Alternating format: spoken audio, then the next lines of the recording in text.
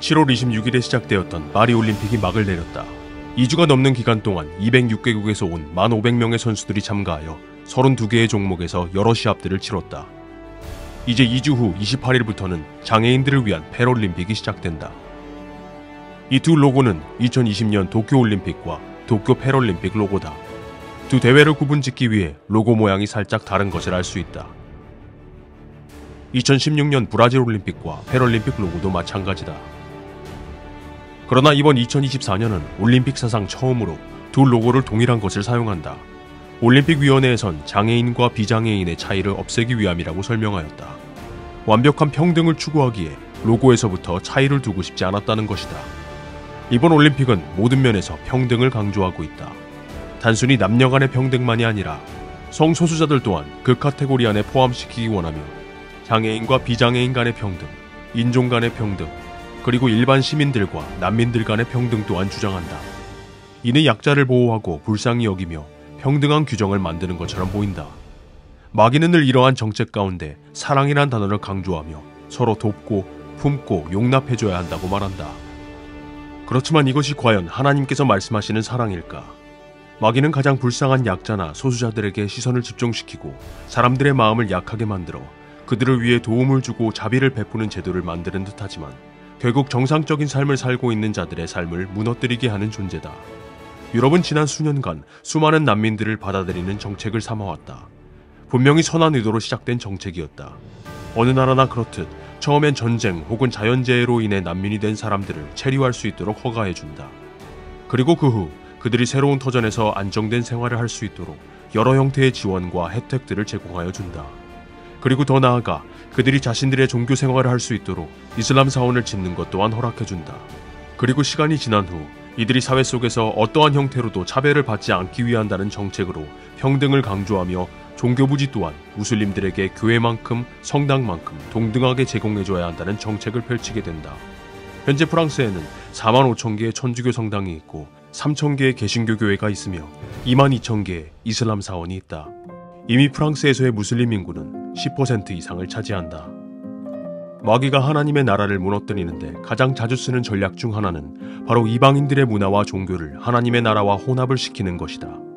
과거 구약시대에 이스라엘 백성이 타락한 원인 중 하나도 바로 이것이었다. 하나님은 이방인들의 문화와 종교를 모두 금지시키셨지만 이스라엘 백성들은 그것을 다 받아들여 결국 우상과 혼합 종교에 물드는 죄를 저지르게 된다. 우리는 하나님이 말씀하시는 사랑이 무엇인지 잘 이해해야 한다. 하나님은 사랑이시다. 그러나 무조건 다 받아들이고 포용하고 이해하는 것이 사랑이 아니라는 것이다. 지난 몇 년간 전 세계적으로 계속 이슈가 되고 있는 문제는 바로 PC주의와 워키즘이다. PC주의란 Political Correctness를 줄인 말로 정치적 올바름을 뜻하고 워키즘이란 정치적으로 깨어있음을 의미하는 용어, 한국식으로 말해 깨어있는 시민을 뜻한다.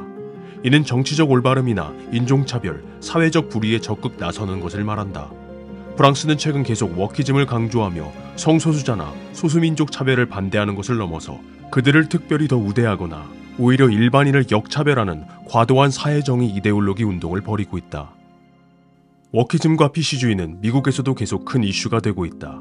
12년 전 2012년 미국에서 한 흑인 고등학생을 총으로 쏴 죽인 백인 방범대원이 무죄 판결을 받고 풀려나면서 Black Lives Matter BLM 캠페인이 확산됐었다.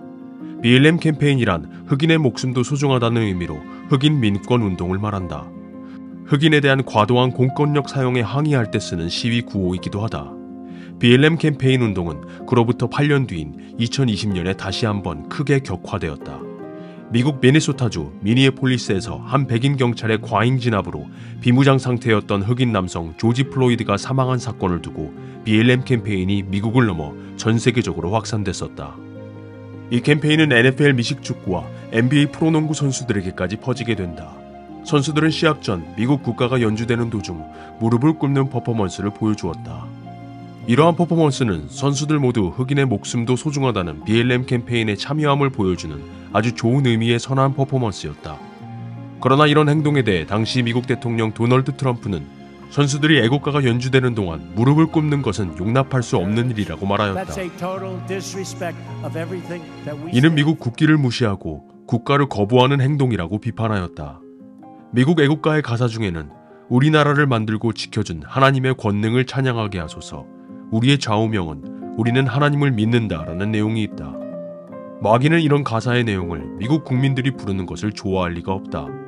이런 내용을 거부하게 만들기 위해선 사람들이 미국을 더 이상 평등하지 못한 나라로 여기게 만들어야만 했던 것이다. BLM 캠페인이 잘못된 것이 아니다. 미식축구와 농구 선수들이 잘못된 것도 아니다. 무차별적인 폭행은 멈춰야 하고 과잉 진압으로 인한 피해는 당장 사라져야 한다. 그러나 이러한 약자와 피해자들을 앞세워서 또 BLM 캠페인을 악용하여 모든 인종 간의 불평등을 조장하여 하나님을 대적하고 어둠의 사회를 조성하려는 마귀의 계략이 잘못되었다는 것이다.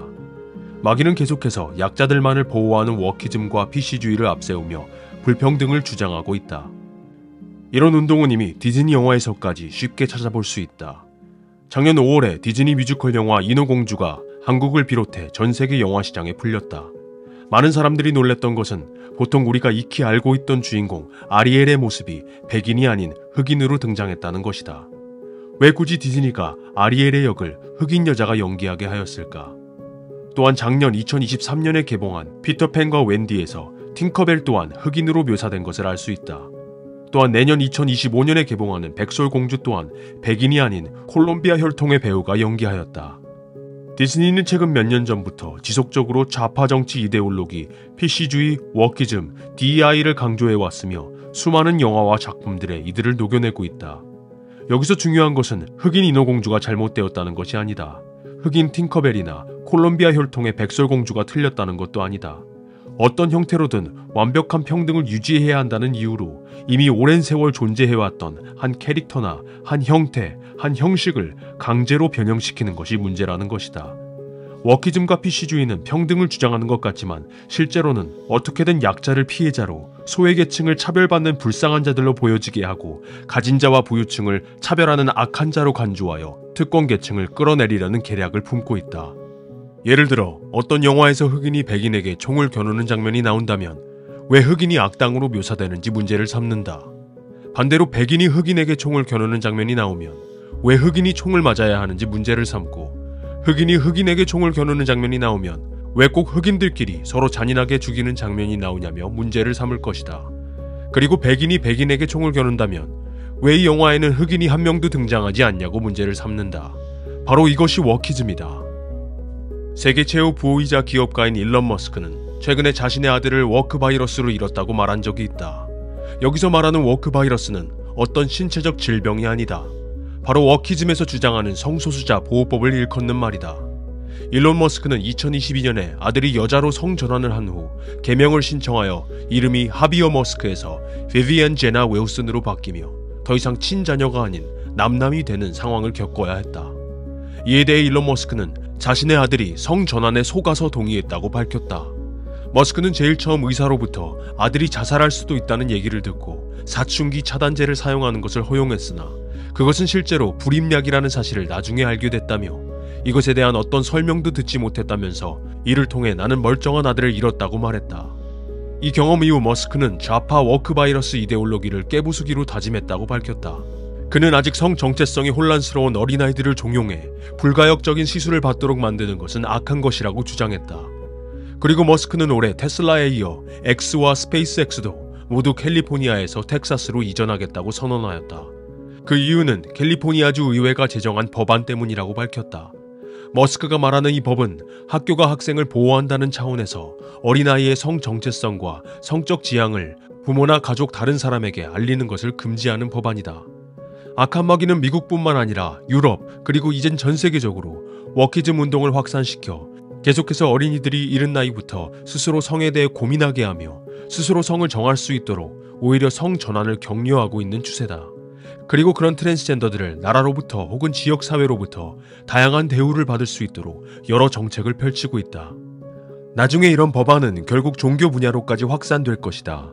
이제 부모가 자녀에게 종교를 강요하거나 혹은 어렸을 때부터 교회를 데리고 가는 것 또한 아이의 자유를 박탈하고 종교 선택권을 침범한다는 이유로 여러 가지 보호법을 만들어 결국 하나님을 믿지 못하게 만들 것이다.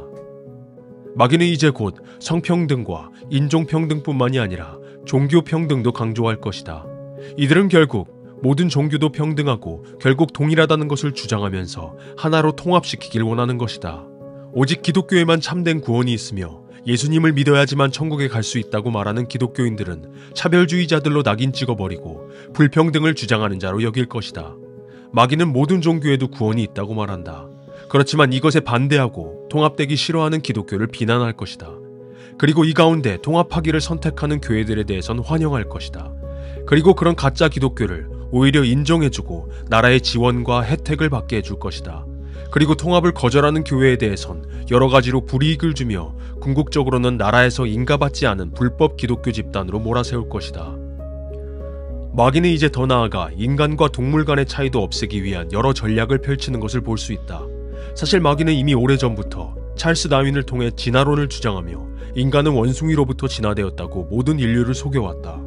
하나님은 분명 인간을 동물과 다른 존재로 창조하셨다. 그러나 마귀는 우리가 동물과 아무 차이가 없음을 늘 강조하고 있다. 마귀는 동물이 인간처럼 대우받으며 살고 반대로 인간이 동물처럼 야만적으로 살게 하는 것이 최종 목표다. 인간은 동물들처럼 아무와 자고 놀고 아무데서나 먹고 사는 생각 없는 존재로 창조되지 않았다. 우리는 구분된 삶을 살아가며 정해진 장소에서 하나님께 예배하고 스스로 생각하고 고민하며 잘못된 죄로부터 돌이켜 회개까지 할 수 있는 존재로 지어졌다. 그리고 그리스도의 장성한 분량까지 성장하여 성결해져야 하는 존재다. 그러나 마귀는 계속해서 우리가 영적인 존재임을 포기하고 육적인 존재로 동물과 같이 별 생각 없이 살아가고 더 나아가 동물과 동일하고 평등하게 살아가길 바란다. 그렇기에 더더욱이 애완동물을 사랑하는 운동을 펼치며 동물들이 인간과 똑같은 대우를 받을 권리가 있다고 주장한다. 동물 학대가 맞다는 것이 아니다. 멸종 위기의 동물을 무시하자는 것도 아니다. 동물들은 분명 우리 인간들이 보호하고 돌봐줘야 한다. 그러나 그렇다고 해서 그들을 계속 인간과 동등하게 대우해줄 수는 없다는 것이다. 그러나 이런 활동은 이미 해외 일부에서 진행 중이다. 애완견과 혼인신고를 하고 법적 부부가 되길 바란다. 이들 일부는 애완견과 성적 행위를 한다고 밝히기도 했다. 사람들은 점점 불쌍한 인간을 위해 도움을 주는 것에 대해 무감각해지고 있다. 그렇지만 오히려 집에서 키우는 애완동물이나 혹은 동물원에 있다가 다시 중국으로 떠나는 팬더를 위해서는 진심 담은 눈물을 흘리는 모습을 보여준다. 하나님은 아담에게 땅을 정복하고 모든 생물을 다스리라고 말씀하셨다. 그러나 마귀는 인간이 생물들을 다스리는 게 아닌 모든 생물과 동등해지고 평등해지길 원한다. 애완동물을 키우는 것이 잘못되었다는 것이 아니다. 애완동물을 인간 이상으로 대우해주며 인간보다 더 귀하게 여기는 사상이 잘못되었다는 것이다. 마귀는 계속해서 동물이 인간처럼 그리고 인간이 동물처럼 살아가길 바란다. 남자가 더 여성스럽게, 여성이 더 남성스럽게 보여지길 원한다. 또한 부모가 자녀처럼, 자녀가 부모처럼 되어지길 바란다. 권위자인 부모가 오히려 자녀 말에 순종하고 자녀가 부모에게 큰 소리치는 세상이 되었다. 이는 가정에서 뿐만이 아니라 학교, 직장 혹은 군부대 내에서 일어나는 현상들이다. 학생이 스승에게 소리치고 오히려 스승이 학생들의 눈치를 보며 사과를 한다. 후임이 상관의 말을 존중하며 주의 깊게 듣는 것이 아닌 오히려 고참이 후임의 눈치를 보는 세상이 되었다. 결국 아래권위가 윗권위자에게 큰 소리치는 세상을 만들어 궁극적으로는 모든 인간이 하나님을 대적하고 반항하는 세상을 만드는 것이다. 누군가 누구 위에 권위자가 될 수 없고 누가 누구보다 더 권한이 주어질 수 없게 만든다. 모든 인간은 동등해야 한다는 것이다. 얼핏 들으면 평화로운 세상을 추구하는 것처럼 들린다. 그러나 우리가 오해하지 말아야 할 것이 있다. 차별은 없어지는 게 맞지만 차이는 분명 있는 것이다. 남녀 간의 차별은 없어야 하지만 분명 차이는 있다.